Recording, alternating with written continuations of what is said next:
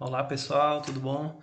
Professor Paulo Vitor aqui mais uma vez para mais uma videoaula do sétimo ano. Então vamos dar continuidade, né? Sempre olhando o material didático de vocês. E hoje o nosso objeto de conhecimento é o capítulo 4, região Sudeste.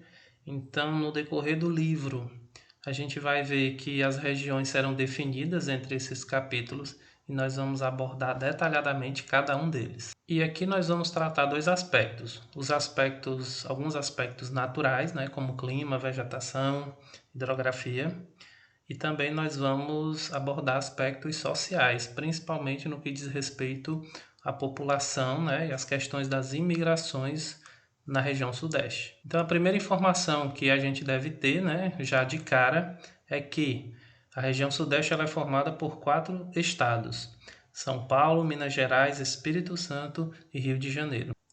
Abordando os assuntos naturais, né, o que compete ao clima, a região Sudeste ela tem algumas características diferentes das outras regiões do Brasil e algumas características próprias. Então, se a gente observar o mapa, a gente vai ver que a região ela é dividida em 4 climas: o clima tropical típico, o clima tropical úmido, o clima semiárido e o clima subtropical. Aquele clima que abrange a maior parte do território do Sudeste é o clima tropical típico, né? Se a gente observar, ele abrange quase a região por completo. O clima tropical úmido ele está presente principalmente nas regiões litorâneas do estado do Espírito Santo e do Rio de Janeiro. O clima semiárido ele está presente quase que no extremo norte do Sudeste, já a fronteira ele com o estado da Bahia, e o clima subtropical ele está no extremo sul da região, principalmente no estado de São Paulo. Então, dentre essas características, né, como eu já falei, o clima predominante é o tropical. Devido ao relevo acidentado e às serras próximas ao litoral, as regiões costeiras, né, como eu acabei de falar, concentram boa parte das chuvas. E por que que essa região costeira ela abrange boa parte das chuvas? Porque ela é composta por várias serras e essas serras elas barram a umidade que vem dos oceanos, fazendo com que essa umidade se concentre principalmente naquela região e, consequentemente, as chuvas também vão se concentrar principalmente nessas regiões costeiras, né, litorâneas. A umidade característica dessas áreas permite o desenvolvimento de floresta tropical densa e diversificada. É a denominada Mata Atlântica, né? Essa mata, inclusive, que boa parte da sua área já foi totalmente destruída pelo ser humano no processo de urbanização das cidades. Já na vegetação, nós podemos observar aí 6 tipos de vegetação: a floresta tropical, as matas de araucárias, o cerrado, a caatinga, a vegetação litorânea e os campos. Mais na frente a gente vai ver que algumas dessas vegetações elas são próprias de algumas regiões, como por exemplo a caatinga, que nós vamos ver muito na região nordeste, o cerrado nós vamos ver no centro-oeste e assim por diante. Mas o sudeste ele concentra sim algumas partes de cada vegetação.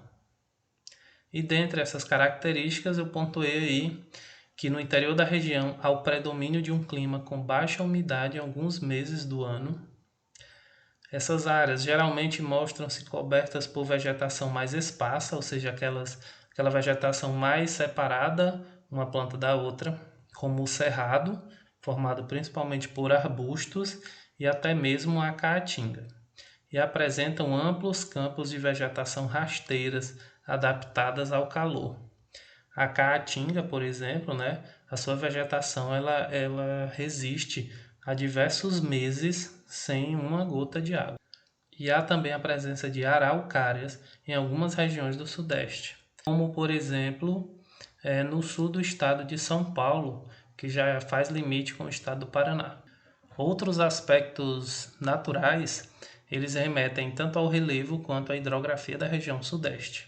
Dentre eles, vários rios da região Sudeste apresentam forte potencial hidrelétrico. Isso é porque A região ela é formada principalmente por planaltos, e esses planaltos apresentam declives, né? Ou seja, as descidas.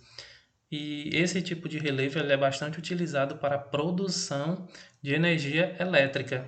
E essa energia elétrica ela é fornecida através da construção de usinas hidrelétricas. Então, a construção dessas usinas transformou o curso de alguns rios em represas artificiais. E também a construção de eclusas, que viabilizam a conexão entre trechos em desnível e possibilita a formação de grandes percursos navegáveis, sendo utilizados como hidrovias. Então são essas grandes construções aí, parecidas com barragens, né, que permitem a navegação de barcos, transformando assim esses rios em hidrovias. Saindo agora dos aspectos naturais da região sudeste, indo para a questão populacional, né, a questão social da região, nós vamos ver principalmente a questão do crescimento populacional do sudeste.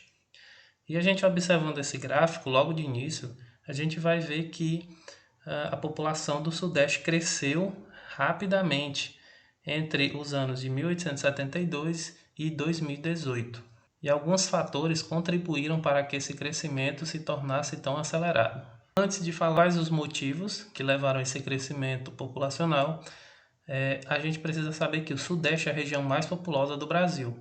E ela vem sendo a mais populosa já há um bastante tempo, devido a esses fatores. O ritmo elevado do crescimento natural da população, sobretudo em meados do século XX. Então, esse crescimento natural foi influenciado principalmente pelas melhorias das condições médico-sanitárias, pela ampliação das campanhas de vacinação, pelos remédios mais eficazes e melhorias no saneamento básico. Então, o conjunto, né, desses fatores levaram um crescimento natural, que é aquela diferença entre o número de nascimentos e o número de mortos. Então, se as condições das pessoas começam a melhorar, né, principalmente em relação à saúde e a saneamento básico, então esse crescimento natural tende a aumentar também. Outro ponto foi a ida de imigrantes estrangeiros para o Sudeste. Então, essa região ela recebeu um número muito grande de imigrantes vindo de outros países. Outro ponto é a migração interna, que também nós vamos ver daqui a pouco, que é a ida de imigrantes de outras partes do Brasil para essa região. Ou seja, nós temos aí a migração externa e interna, né? A externa mostra a ida de estrangeiros de um país para o outro. E a migração interna é aquela onde há o deslocamento da população dentro do mesmo país. Então, pontuando essas imigrações, né, as principais características. Primeira, muitos imigrantes chegaram ao Brasil vindos da Europa, principalmente entre meados do século XIX e início do século XX. Esses imigrantes receberam incentivos do governo para deixarem seus países de origem e trabalhar nas fazendas de café da região. Então, o café era um dos principais produtos do Brasil e, inclusive, né, a economia cafeira se destacou por um grande período de tempo aqui. A cafeicultura estava crescendo e essa foi a oportunidade de melhores condições de vida para esses imigrantes vindo da Europa. Boa parte dos imigrantes era composta por italianos, portugueses e espanhóis. E, posteriormente, muitos japoneses chegaram ao Brasil para o cultivo de café, que era a principal atividade, e depois também foram ao cultivo de hortaliças, chá e arroz. Boa parte dessas imigrações foram parar justamente na cultura de café, né, na cafeicultura, o que acabou desenvolvendo bastante a região sudeste nesse período, principalmente entre século XIX e século XX. Outro fator que contribuiu para o crescimento da população do Sudeste foram as migrações internas, ou seja, aquelas migrações de uma região para o Sudeste. Então, entre esses pontos estão, entre as décadas de 1920 e 1970, um grande número de nordestinos, principalmente dos estados do Ceará, Pernambuco e da Bahia, chegou às grandes cidades do Sudeste, principalmente as capitais de São Paulo e Rio de Janeiro. Essas pessoas elas foram atraídas pelas oportunidades de emprego em fábricas, construção civil e no comércio. E além de levarem sua força de trabalho, esses migrantes contribuíram também para a diversificação da cultura do Sudeste, né? Isso aí envolve a gastronomia, a música e etc. Então, se o Sudeste hoje é grande, ele se dá muito por conta das imigrações, né, das pessoas que vieram da Europa e por conta das migrações internas, né, das pessoas que saíram de suas regiões, né, dos seus lugares para irem ao Sudeste atrás de emprego, melhores condições de vida. Mas com o passar do tempo, né, a população do Sudeste ela acaba diminuindo o ritmo de crescimento, né? E esse ritmo de crescimento ele acaba desacelerando principalmente no final do século XX e início do século XXI, onde a população passou a diminuir. E essa redução ela se dá pelos seguintes fatores. Primeiro, é a redução do crescimento natural da população da região, acompanhando uma tendência nacional da queda nas taxas de natalidade. Então, isso foi um fator que influenciou não só a redução do crescimento natural do Sudeste, mas sim de todo o país. Como isso acontece? Com a diminuição nas taxas de natalidade. Diminui o número de nascimentos. Então, isso influencia diretamente no crescimento da população de qualquer local. Segundo ponto foi a diminuição da imigração. Aquelas pessoas que vinham da Europa para o Brasil, né, para a região Sudeste, aquela intensidade, aquele fluxo tão grande, ele acaba diminuindo ao longo do tempo. Um dos fatores que faz com que essa imigração diminua é também a diminuição das ofertas de emprego no Sudeste. Então, se antes o emprego ele era a chave para chamar a atenção das pessoas, com o passar do tempo, né, essas ofertas de emprego acabam diminuindo e a procura pela região Sudeste segue no mesmo ritmo. Isso porque novas oportunidades de trabalho agora estavam concentradas principalmente no norte e no centro-oeste com a construção de Brasília. Então, esses fatores, né, esse conjunto, acabaram influenciando na população do Nordeste atualmente, né, nessa diminuição. E o que a gente pode observar hoje é que a população do Sudeste, assim como todo o território nacional, ela é dividida de maneira irregular. Ou seja, algumas regiões, né, alguns estados, algumas partes desses estados acabam concentrando mais pessoas do que outros locais. Exemplo, as capitais do Sudeste, elas geralmente concentram o maior número de pessoas lá.